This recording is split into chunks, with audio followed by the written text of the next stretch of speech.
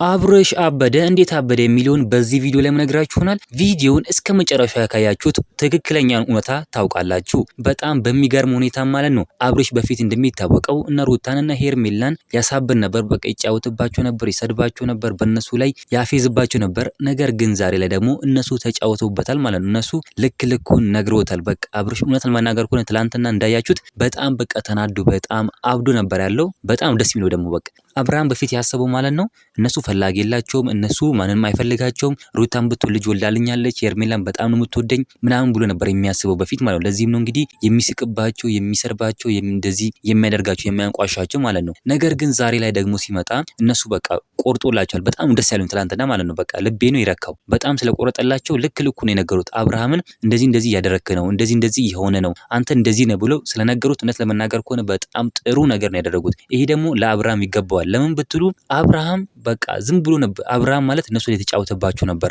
አብርሃም በሁለቱም በሄርሜላም ቢሆን በሩታም ቢሆን የተጫወተባቸው ነበር። ለምን እነሱ ይወዱኛል ብሎ ስለሚያስብ እሱ የፈለገው ሲናገር ነው። ስምን ማይናገሩ ነበር። ሲጠራቸው ይመጣሉ፣ እዚህ ጋር ነው ሲላቸው ይመጣሉ፣ ይሄዳሉ።